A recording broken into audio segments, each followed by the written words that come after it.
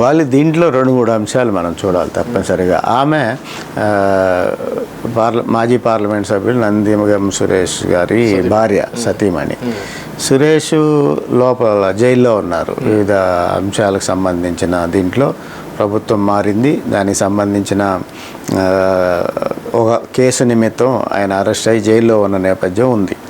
ఈ నేపథ్యంలో ఆయన సతీమణి బేబీ భర్తని బయటికి ఏ విధంగా తెచ్చుకోవాలి అంటే దానికి సంబంధించిన అంశంలో బేబీ గారు కానీ అదేవిధంగా వారికి సంబంధించిన ఒక అడ్వకేట్ కానీ మాట్లాడుకున్న నేపథ్యంలో వాయిస్ మనం కూడా వినటం జరిగింది. ఇది ప్రధానంగా ఒక వైసీపీలో ఒక పెద్ద స్థాయి నాయకత్వం, అదేవిధంగా ఆమె భర్తని విడిపించుకునేందుకు పోరాటం, అంటే బయట సహకారం అందకపోవటం అని కానీ సహకారం లభించట్లేదని కానీ ఇప్పుడు ప్రభుత్వం మారిన నేపథ్యంలో అంతకుముందు ఉన్న అధికారం కానీ అంటే ఒక పార్లమెంట్ సభ్యుడిగా ఆ రోజు జగన్మోహన్ రెడ్డి గారికి సన్నిహితుడైన ఒక ఎంపీగా నందిగం సురేష్ గారు గత 5 సంవత్సరాల్లో చాలా క్రియాశీల పాత్ర పోషించారు. ప్రభుత్వంలో కానీ బయట కానీ వైసీపీలో అధినాయకత్వానికి దగ్గరగానే ఆయన ఉన్న పరిస్థితి ఉంది. అప్పుడున్న పరిస్థితి ఇప్పుడు వారికి కానీ వారి కుటుంబానికి కానీ ఉండదు. ప్రభుత్వం మారింది, ఇప్పుడు కూటమి ప్రభుత్వం ఉంది.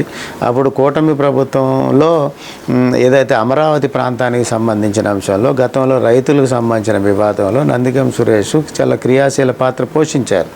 ఈ నేపథ్యం ఉన్న దాంట్లో అప్పుడు ఏదో తోటలకు సంబంధించిన వివాదం కూడా కొనసాగింది.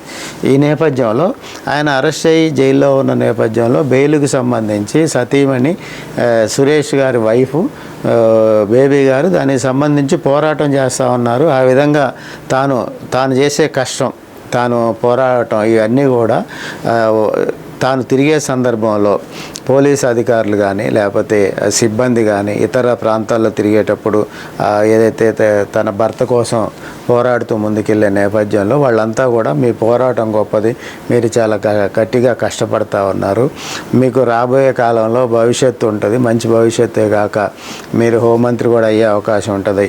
అంటే ఇప్పుడు ఎట్లా సాగుతుందంటే గత ప్రభుత్వంలో హోంమంత్రిగా